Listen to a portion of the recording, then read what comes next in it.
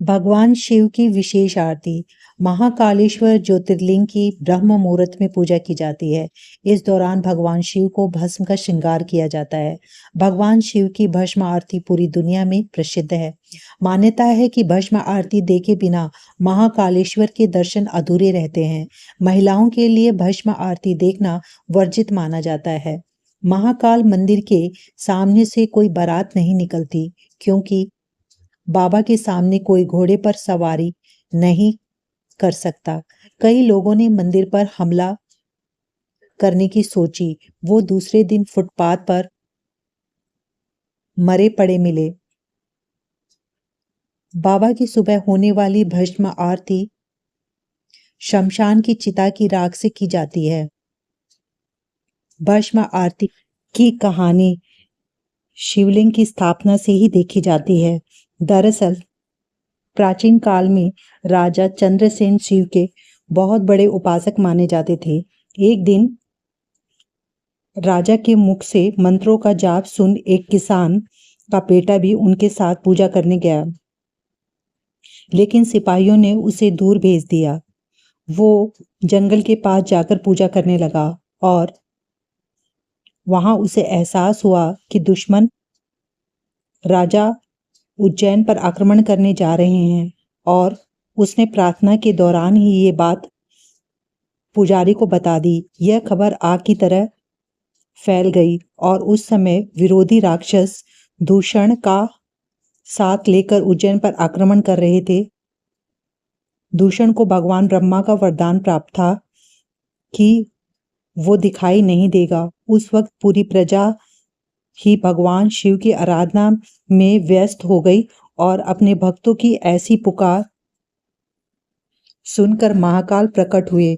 महाकाल ने दूषण का वध किया और उसकी राख से ही अपना श्रृंगार किया। उसके बाद वो यहीं विराजमान हो गए। तब से भस्म आरती का विधान बन गया। ये दिन की सबसे पहली आरती होती है। शिव पुराण के अनुसार कपिला गाय के गोबर के कंडे के साथ समी, पीपल, पलाश, बेर के पेड़ की लकड़ियां, अमलतास और बरगद के पेड़ की जड़ को एक साथ जलाया जाता है। इसके बाद ही वो राख बनती है, जिससे हर सुबह भगवान शिव की भस्म आरती होती है। ऐसा माना जाता है कि विक्रमादित्य के समय से ही इस मंदिर के पास और शहर में कोई राजा या मंत्री रात नहीं गुजारता है। इससे जुड़े कई उदाहरण भी प्रसिद्ध हैं, जिसके बारे में आपको जानकर आश्चर्य होगा। दरअसल लंबे समय तक कांग्रेस और फिर भाजपा सांसद ज्योतिरादित्य सिंधिया, जो ग्वालियर के राजा भी हैं, वो भी आज तक यहाँ रात नहीं रुके हैं। इतना ही नहीं, देश के चौथे प्रधानमंत्री मोरारजी देसाई भी जब मंदिर के दर्शन करने के बाद रात में यहाँ रुके थे, तो उनकी सरकार अगले ही दिन गिर गई थी। ऐसे ही कर्नाटक के मुख्यमंत्री वीएस येदियुरप्पा भी जब उज्जैन में रुके थे, तो कुछ ही दिनों के अंदर इस्तीफा देना पड़ा था। इस रहस्य को कुछ लोग संयोग मानते हैं, तो कुछ लोगों के मुताबिक एक लोक कथा के अनुसार भगवान महाकाल ही इस शहर के राजा हैं और उनके अलावा कोई और राजा यहाँ नहीं रह सकता है। भस्म आरती के दर्शन के लिए भक्तों को वहां कुछ नियम का पालन करना पड़ता है। इसके लिए पुरुष केवल धोती पहनते हैं। यह धोती साफ, स्वच्छ और सूती होनी चाहिए। महिलाओं को आरती में शामिल होने के लिए साड़ी पहनना होता है।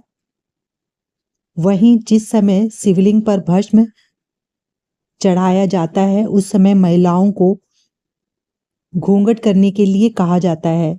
इस समय भगवान के दर्शन की अनुमति नहीं होती।